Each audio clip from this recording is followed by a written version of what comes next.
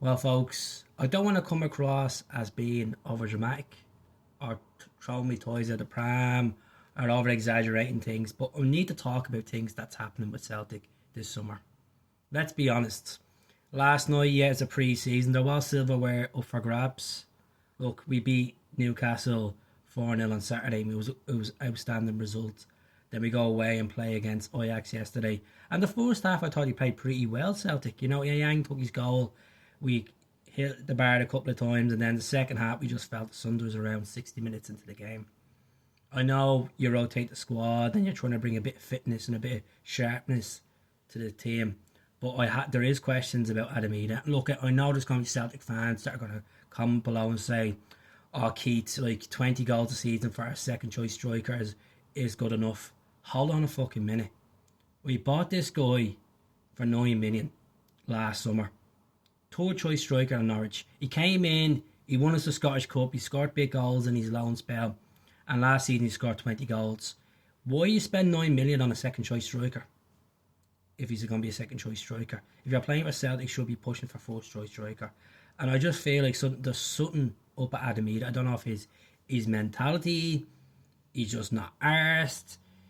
Is he getting the right service through the middle? I really, really don't know what's going on with regards to Adam Maeda. And I hope he turns a corner. But at the same time, a part of me is like, nah, I wouldn't start him. Wouldn't start him. Doesn't give me enough confidence to say that he's going to be a top goal scorer this season if he's a second choice striker or a first choice striker. There's issues there. Brendan Rodgers said it, that we need to strengthen in our attacking positions. With Kuhn gone, the board need to go out and spend that. Tilio's going to leave for Vienna. Yang, there's rumours of him going to Norwich, which he played alright last night. I think we'll keep Yang. You know, there's 16 million there to spend. And Celtic board are being typical Celtic board. Leaving it to the last minute. We'll get someone on the cheap. We'll develop them and sell them for big bucks.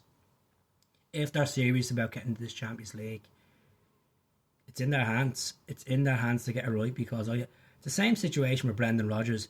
If you want to give a manager that has won you league titles, that has won you trebles, has got you into a playoff round of the Champions League, the ammunition to build forward, you have to show me. Not these cheap boys, and there's no disrespect to the lads that are coming in the door, like Inamura, like Tierney, that was on a free, like Ross Doolan was on a free, like Callum Osman, that was literally less than 300 grand to buy him from Fulham, like the likes of Maeda, that's 1.5 million, Nygren, which was just over 600k. The fans are feeling pissed off because there's money in the treasure chest and it's not being spent. Like, let's be honest, we need to replace Kuhn. We haven't replaced Kyogo since he went in January to Rennes, and we all know what happened then with him. But we haven't replaced Matt O'Reilly as well. So 3 key players. Matt O'Reilly was sold for what? Over 26 million. Kuhn was 16. So that's 40 million loan. And then Kyogo, 50 million we've taken. And what have we spent? We bought Angles for 11 million. We haven't replaced Kuhn. We haven't replaced Kyogo. So there is question marks there. And if we don't give Days and Maeda a new long-term contract as well on top of that, you're saying to yourself, are they actually serious? Are they just using these names and cashing in? Do they want to actually, sweep this league this season? Do they want to win the treble? Do they actually want to have a good run in the Champions League and get that 60 plus million in the bank on top of what they have at the moment? I feel like the money's being pushed into the pockets. There's jersey sales upon jersey sales, and new tops coming out. Yet we're still to wear the away jersey, still yet to wear the tour jersey. I feel like Celtic fans are getting made a fool of at the moment. And I know some of are saying, get the fuck Keats, it's only pre-season. Why over exaggerating about this? You weren't talking about this last week when we beat Lisbon, when we beat Newcastle. The more you get close to the transfer window and you see the lack of creativity from Adam Idah, you see Johnny Kenny coming on trying to bust the balls off and play better than Idah. Nygren is starting to become a player. It will take time for him to settle in. Nygren could be the replacement for Matt O'Reilly, but it's just we're lacking lacking quality in some departments. We need another backup defensive midfielder. I think Dane Murray has been class in pre-season, but I still would like to bring his another centre half in.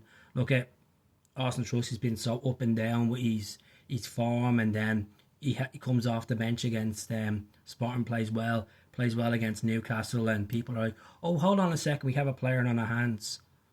It's all about the main prize, which is the league. And right now, I'm concerned that we don't have a strong enough squad to even get into the Champions League this season.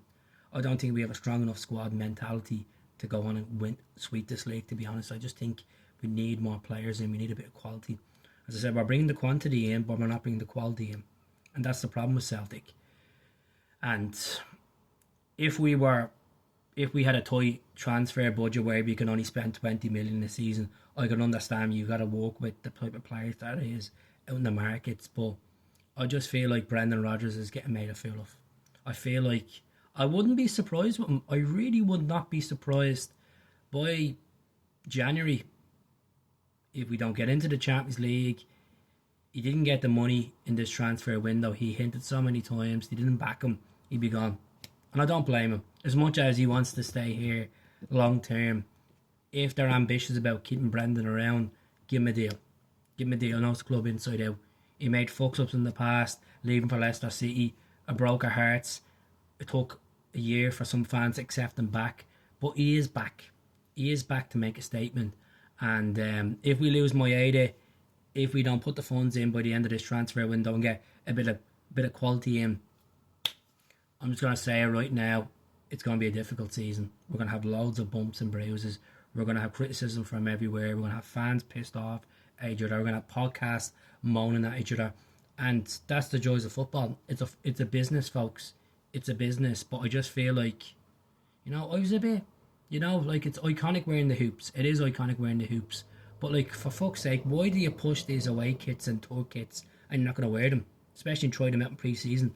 Boost your sales up. A bit of cashish. But that's really for me. I just think it was a fucking embarrassment last night. I know it was only pre-season, but if that was a competitive game, I'm sure you'd be getting, for the next week, me ranting and moaning about how bad we were. But we'll take it on the chin. We'll bounce back. We'll play that team from Saudi Arabia on Saturday, and then focus next week on St. Mirren on Flag Day. So, hell.